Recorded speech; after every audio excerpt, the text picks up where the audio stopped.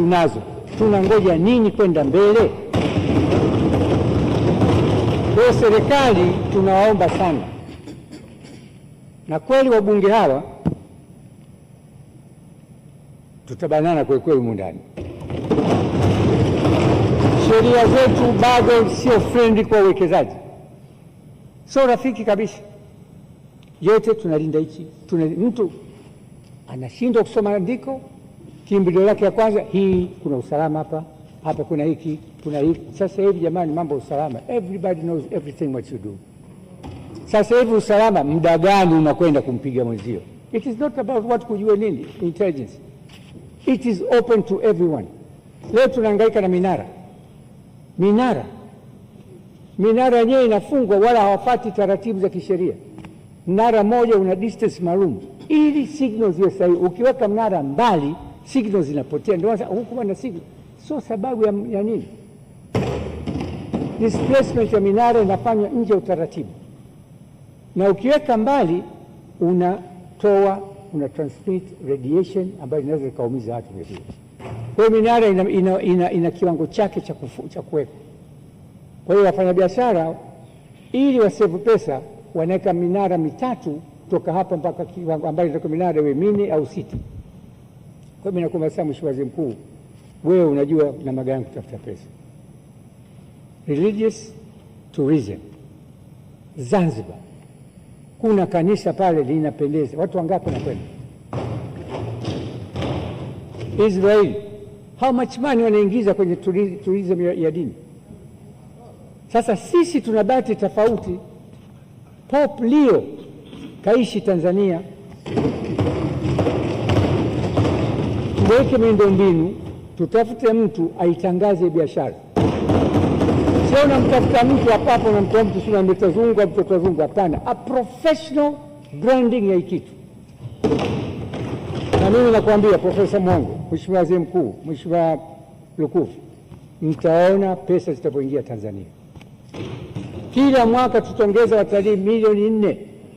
Nchi ya jirani hapa tourism wanaingiza 24 trillion, sisi 12, maybe 11, 12. Why?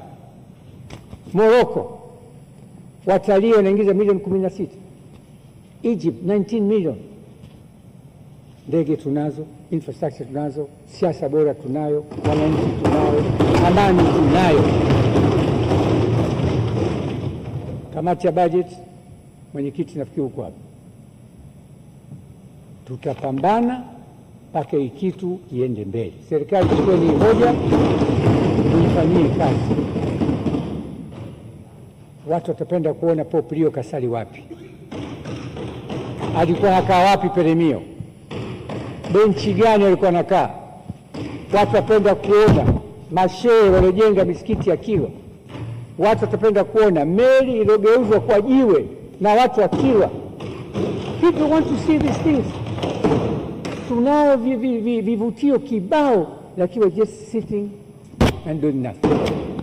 Kupeka mradi, no one cares. Mtu wa mshahara, ana gari, ana nyumba, hajali wenzake na Tanzania. Mheshimiwa Waziri wa Fedha uko hapa, Waziri Mkuu uko hapa, wewe mtu uko very bright, intelligent, una mapenzi, una uwezo mkubwa sana. Endeni mkakae, digest this thing and see how we start. We have to start this yesterday, wala sio leo. Hivi wangapi hapa kwenye bunge hili wanajua kwa Pope Leo ameishi Tanzania? Mnajua? Wachache tu. Morogoro, Songea, Dar es Salaam, Zanzibar, ndio maeneo yake. Sisi Waislamu tunasema pale Maka ambapo Mtume wetu Muhammad SAW, Madina ndio ilikuwa msikiti wake, na eneo hilo kwenda kusali tunaaminisha thawabu unazozipata. Kila mtu anagombania kwenda pale ibada, lakini wenzetu wanaingiza hela. Naingia hela. Kuna msikiti Abu Dhabi umejengwa miaka 13. Huu msikiti unasaliwa siku moja tu Ijumaa. Siku za kawaida ni tourist area.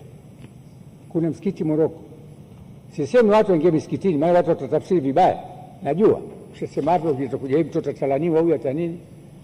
Lakini kuna maeneo ya Kilwa, Bagamoyo, hata maeneo kusini huku kwa nani, kwa nani, Shaibu, yako maeneo historic sites za kidini. Tubadilishe aina gani za utalii nchini mwetu. We have to look forward na kutizama namna gani tutaweza kusaidia taifa letu.